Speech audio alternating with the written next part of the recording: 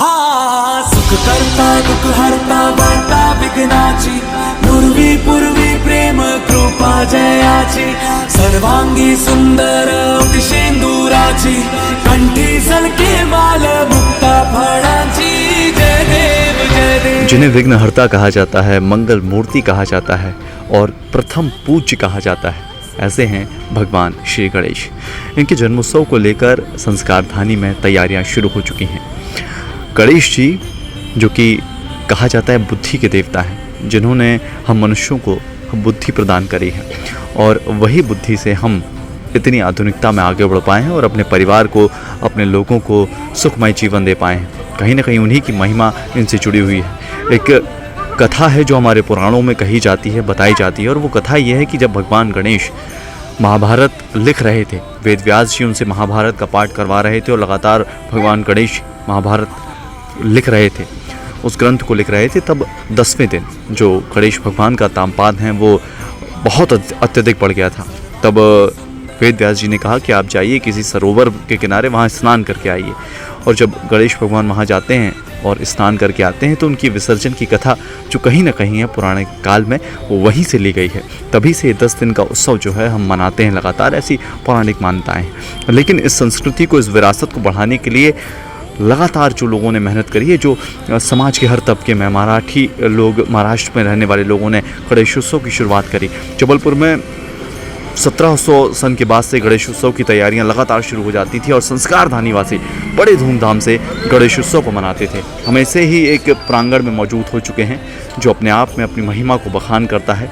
कौरीघाट के नज़दीक स्थित गणेश मंदिर जो अपने आप में अपनी महिमा को, अपनी करुणा को, अपनी सिद्धि को बयां करता है, जिन्हें मनोकामना का देव कहा जाता है, जिन्हें मूर्ति का देव कहा जाता है। जो यहाँ पर श्रद्धालु सच्चे दिल से अपनी आस्था लेकर आते हैं, उनकी मनोकामनाएं पूर्ण हो जाती है।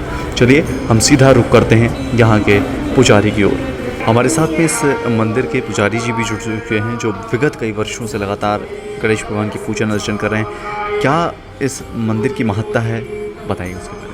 भगवान सिद्ध गणेश जी का यह पावन परिसर अर्जी वाले सिद्ध गणेश जी के नाम से सुप्रसिद्ध है। इस दरबार में भक्त लोग अपनी कामना पूर्ति के लिए, अपने संकटों के निवारण के लिए, इच्छित फल प्राप्ति के लिए भगवान गणेश जी से प्रार्थना करने, अर्जी लगाने आते हैं।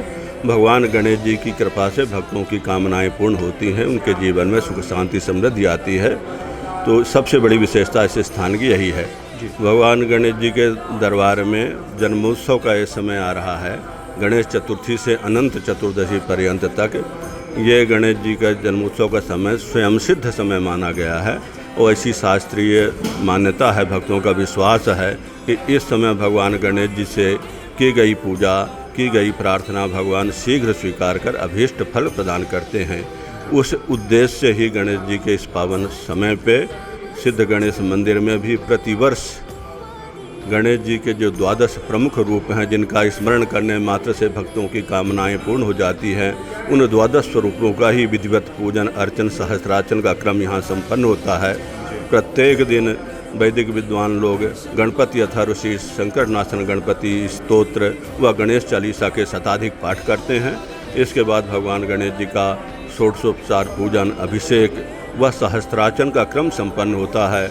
अथर्ववेद में सहस्त्रार्चन का महत्व बताते हुए लिखा है, यो मोदक सहस्त्रेण यजति सवांछित फल मवाप्नोति। जो गणपति जी के सहस्र नामों के द्वारा सहस्र मोदक समर्पित करता है, उसे मनवांछित फल की प्राप्ति होती है। जी, जितने भी श्रद्धालु हैं वो किस तरह से 10 दिनों का पूजन अर्चन करें अपने घरों में भी रहते हुए? भक्त की भावना में ही भगवान का निवास होता है और भगवान गणपति जी स्वयं सिद्ध देवता हैं, जागृत देवता माने गए हैं। दूसरे देवी देवताओं की पूजा करिए, पाठ करिए, यज्ञ करिए, तब वह प्रसन्न होते हैं, कृपा करते हैं। भगवान गणेश जी का केवल स्मरण कर लो, उनके नामों का उच्चारण कर लो तो गणेश जी कृपा कर देते हैं। तो उस स्तर में गणेश जी के मुख्य जो 12 स्वरूप है उनका पूजन करते हैं। गणेश जी के सहस्र नाम भी होते हैं, 108 नाम भी होते हैं। तो हम लोग 12 रूपों का विधिवत यहाँ पूजन करते हैं।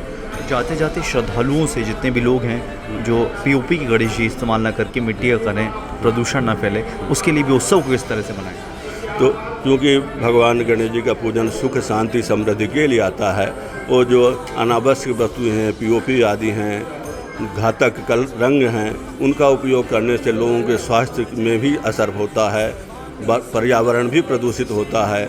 तो भगवान गणेश जी कृपा करें, हमारा तो भला हो ही, भक्तों का भी भला हो, समस्त समाज का भला हो। इस दृष्टि से हर व्यक्ति का कर्तव्य होता है कि अनावश्यक वस्तुओं का जो स्वास्थ्य के लिए, समाज के लिए अनुपयोगी हैं, नुकसानकारक हैं, उनका उपयोग न करें। मिट्टी की मूर्ति सहज होती है, सरल आसानी से बन भी जाती है, वो पानी में जल्दी घुल के पानी में मिल जाती है। और भगवान गणेश जी को जलाधि प्रति माना गया है, जल का ही इनका स्वरूप है, जल के स्वामी हैं ये। तो गणेश जी का इसीलिए जल विसर्जन किया जाता है। और जो लोग स्थायी मूर्ति रखें, भगवान का हमेशा पूजन करें।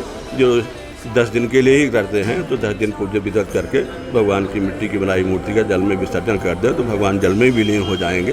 जबलपुर संस्कारधानी में ग्वारी घाट में स्थित श्री सिद्ध गणेश मंदिर, जो कि यह प्रमुखतः अर्जी वाले गणेश जी के नाम से प्रसिद्ध है। सभी भक्तगण यहाँ पर अपनी मनोकामना पूर्ति हेतु अर्जी लगाने के लिए विशेष रूप से आते हैं।